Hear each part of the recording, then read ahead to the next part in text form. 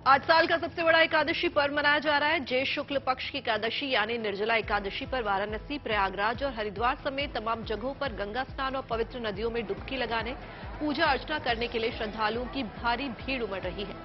माना जाता है कि आज की एकादशी पर किया गया व्रत बेहद फलदायी होता है। इस दिन पूजा और दान्य से अक्षय पुण्य की प्राप्ति होती है। मान्यता है कि भगवान विष्णु का आशीर्वाद दिलाने वाली सभी एकादशी व्रत में निर्जला एकादशी व्रत सबसे कठिन होती है। अगर आप साल की 24 एकादशी का व्रत नहीं रख पाते हैं तो इस एक व्रत को करने मात्र से ही आप सारा पुण्य कमा सकते हैं। माना जाता है कि आज के दिन व्रत रखने, पूजा और दान करने से जीवन में सुख समृद्धि मिलती है और अंत समय में मोक्ष को प्राप्त होता है। माना जाता है कि साल भर की एकादशियों का व्रत रखकर जितना पुण्य कमाया जा सकता है, उतना बस आज यानी ज्येष्ठ मास के शुक्ल पक्ष की एकादशी यानी निर्जला एकादशी पर व्रत से ही मिल जाता है। परिवार में सुख समृद्धि और भगवान विष्णु की कृपा पाने के लिए निर्जला एकादशी का व्रत किया जाता है।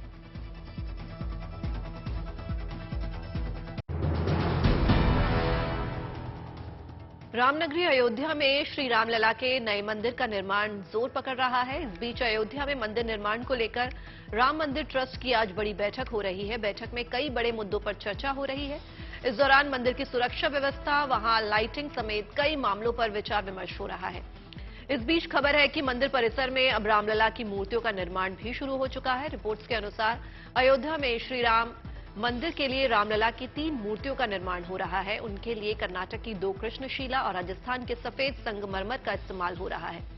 इन मूर्तियों को पूरी तरह से तैयार करने में करीब 4 महीने लग सकते हैं। प्रतिमा बनाने के लिए मूर्तिकारों की 2 टीमें अयोध्या पहुंची हैं। कर्नाटक से मूर्तिकार जीएल भट्ट और राजस्थान से मूर्तिकार सत्यनारायण पांडे अयोध्या पहुंचे हैं। दोनों अपनी टीम के साथ निर्माण परिसर के पास वर्कशॉप में ही अलग अलग रामलला की प्रतिमा को आकार देंगे। इसके अलावा एक तीसरी प्रतिमा भी बनेगी। श्री राम मंदिर ट्रस्ट ने यह फैसला किया था कि राम मंदिर के गर्भगृह में रामलला की प्रतिमा के लिए 3 विकल्प तैयार किए जाएंगे। इसमें ट्रस्ट जिस प्रतिमा पर मुहर लगाएगा वो गर्भगृह में स्थापित होगी। मंत्रोच्चारण के बीच केदारनाथ धाम में ओम की ये विशेष आकृति स्थापित कर दी गई है। अब केदारनाथ धाम पहुंचने वाले श्रद्धालुओं को भगवान भोले शंकर के प्रिय शब्द ओम के यहां विशाल रूप में दर्शन होंगे। ओम की एक खास आकृति केदारनाथ मंदिर से करीब 200 मीटर आगे गोल प्लाजा में स्थापित की गई है। क्रेन मशीन के जरिए इस 6 टन के कांसा यानी ब्रॉन्ज से बनी आकृति स्थापित की गई है। स्थापित करने से पहले पूरे विधि विधान से इस ओम आकृति की पूजा अर्चना की गई।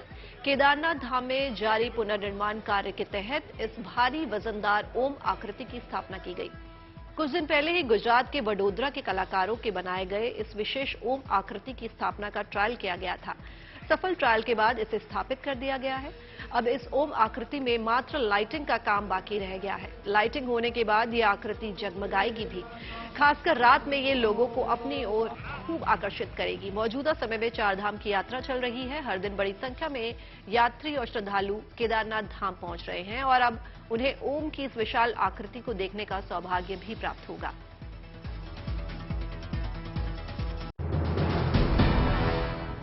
बर्फीले माहौल में आस्था उमड़ी हुई है। मौसम भले ही हेमकुंड साहिब जाने के बीच बार बार चुनौती दे रहा है, मगर श्रद्धालुओं की आस्था और ऊर्जा के आगे मौसम की ये रुकावटें जैसे नाकाम साबित हो रही हैं।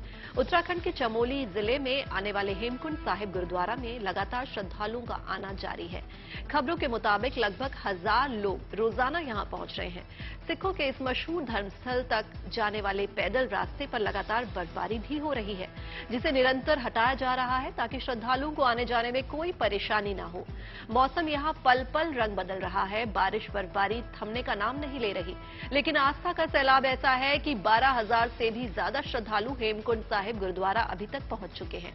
बताया जा रहा है कि हेमकुंड साहिब का 4 किलोमीटर का दायरा पूरी तरह से बर्फ से ढका हुआ है। इस बर्फ की चादर को सेवादार काटकर रास्ता बना रहे हैं।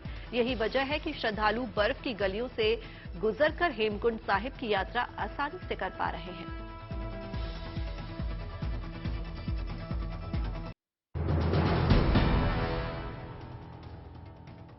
फिल्म अभिनेत्री सारा अली खान आज तड़के उज्जैन में महाकाल के दरबार में पहुंची और भक्ति भाव में लीन दिखी। सारा ने महाकालेश्वर मंदिर में भस्म आरती देखी। सारा ने महाकाल मंदिर के प्रोटोकॉल के मुताबिक साड़ी पहन रखी थी।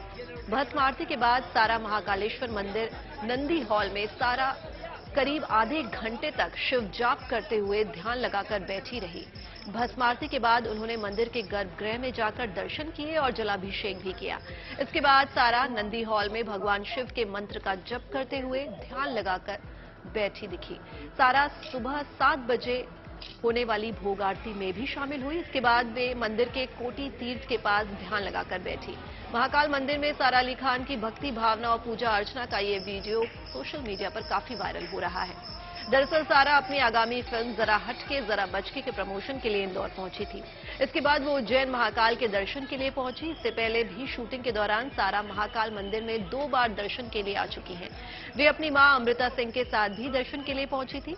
इससे पहले सारा संध्या आरती में भी शामिल हुई थी।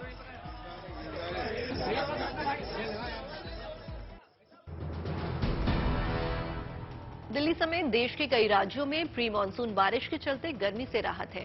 मौसम विभाग की माने तो दिल्ली समेत उत्तर भारत के राज्यों में अभी बारिश का दौर जारी रहने वाला है।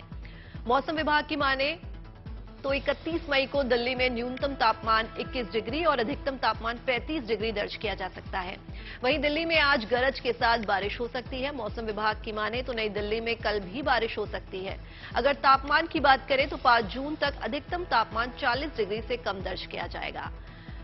उत्तर भारत के राज्यों में अगले 4 दिनों तक गरज के साथ बारिश का दौर जारी रहेगा। वहीं अगर मानसून की बात करें तो अगले 3-4 दिनों में दक्षिण पश्चिमी मानसून मालदीव्स और कोमोरिन क्षेत्र के कुछ हिस्सों, बंगाल की दक्षिण पश्चिमी खाड़ी के कुछ हिस्सों में, बंगाल की दक्षिण पूर्व खाड़ी के शेष हिस्सों में, मध्य बंगाल की खाड़ी के कुछ और हिस्सों और पूर्वोत्तर की खाड़ी के कुछ हिस्सों में आगे बढ़ सकता है। मौसम विभाग की माने तो आज और कल हिमाचल प्रदेश के सुदूर इलाकों में ओलावृष्टि देखने को मिल सकती है। वहीं उत्तराखंड में 2 जून तक बारिश और ओले पड़ सकते हैं।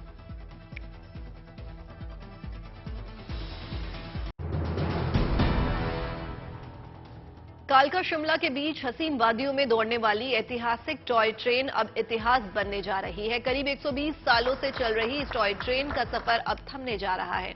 अब इस रूट पर दौड़ने जा रही है अत्याधुनिक विस्टाडोम कोच वाली ट्रेन। पुराने टॉय ट्रेन से कहीं आकर्षक, कहीं ज्यादा सुविधाजनक। फिलहाल इस ट्रेन का ट्रायल चल रहा है, लेकिन बहुत जल्द कालका शिमला रूट पर इस ट्रेन से सफर शुरू हो जाएगा। विस्टाडोम कोच वाली ट्रेन में panoramic wide view window, CCTV और फायर अलार्म जैसी आधुनिक सेफ्टी फैसिलिटीज होंगी।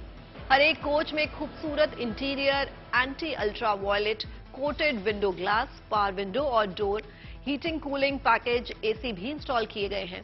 इससे कोच के गर्मियों में भी ठंडे और सर्दियों में गर्म रहेंगे। साथ ही इनमें लीनियर पंखे, LED lights, modular sitting rail, mounted सीटें, ऑन बोर्ड मिनी पेंट्री और लगेज बिन की सुविधाएं भी मिलेंगी। कपूरथला की रेल कोच फैक्ट्री ने इन अत्याधुनिक कोच को तैयार किया है। हर ट्रेन में 6 यात्री कोच और एक पार कम लगेज कोच वैन सहित 7 कोच शामिल होंगे। अगले 2-3 महीनों में ये मॉडर्न कोच दौड़ने लगेगी।